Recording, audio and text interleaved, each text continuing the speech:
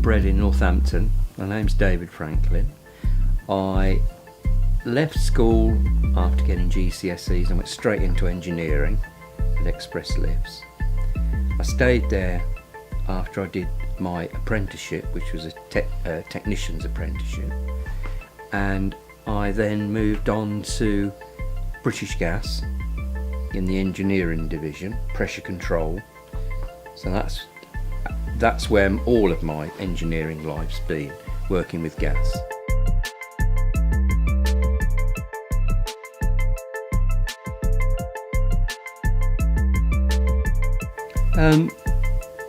This MG here belonged to a friend, and I gradually saw its decline, although when I brought it, it had 12 months MOT.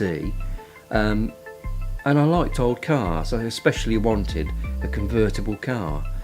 I was running a normal everyday car for myself and my wife, so I brought this one, and it was certainly in very poor condition, although it had 12 months MOT, and that's what set me out to restore it to its current condition, which is almost concours condition, as best it can be.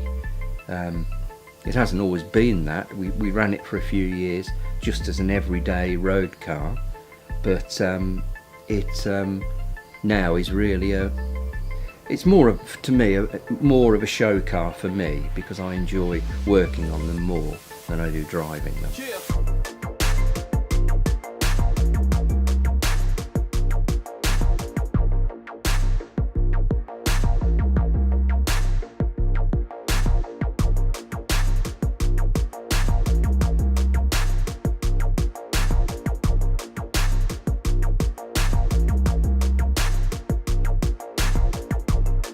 This MGB is the first car I restored. I've worked on other cars for friends, ranging from E-types to TVRs, but this is the first one that I've held every single nut and bolt in my hand. Every single panel's been off. It's been down to bare metal, so it's been totally rebuilt from the ground up.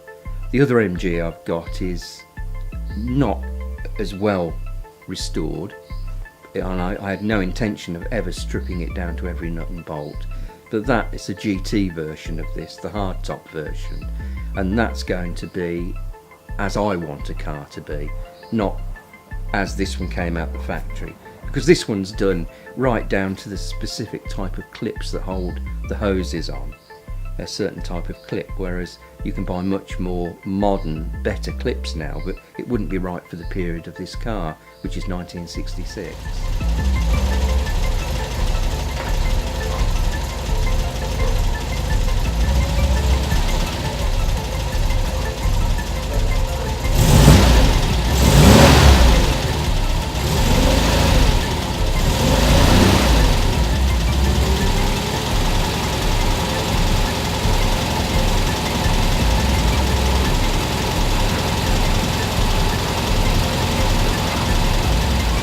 Yeah, I brought it in. I've been working on this car, or I've owned this car since 1981 or even 1980, and it's been done in stages, but over the last 15 years it's been reworked on and stripped down, so it's in the condition that it's in now.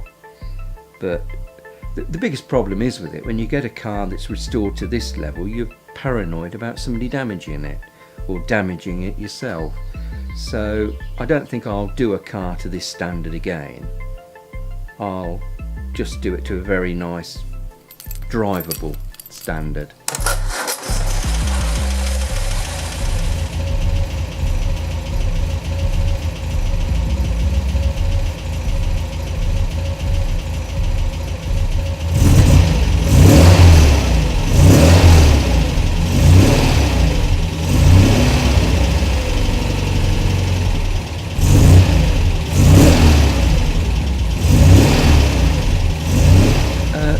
Favourite part of restoring this car was the bodywork.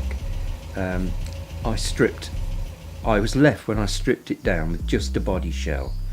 I took the doors off, the bonnet off, the boot lid off. We stripped them down to bare metal, even inside the engine bay, so there was no paint on it at all. and I realised that the colour that I brought it in, which was dark racing green, was not the original colour. Light racing green, the colour that it's in now, was the predominant colour that we found underneath all the other coats. So that's why it was restored to this colour. But doing the bodywork was by far the nicest part for me. There's been some jobs on it that I would never want to revisit, some horrible jobs. Replacing the windscreen is a notoriously big job on these, because the windscreen is in 5 parts, the frame, and you have to fit the rubbers on the windscreen glass and then somehow get all the aluminium frames back together around it. And it took 2 people, lengths of rope used as tourniquets, and about 4 days to do it without breaking the glass. And it's a job I vowed I'd never ever do again. I'd get a specialist company to do.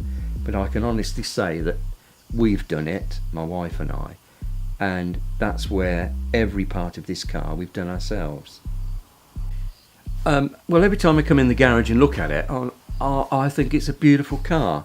But then I think back to the times where I've gone storming back into the house because something's gone wrong, or it won't start, or it's got a leak from somewhere.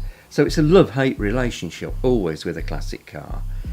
You could say one Sunday morning you're going out in it, get down to the bottom of the drive, and it stops. You've no idea why, but it's just an old car.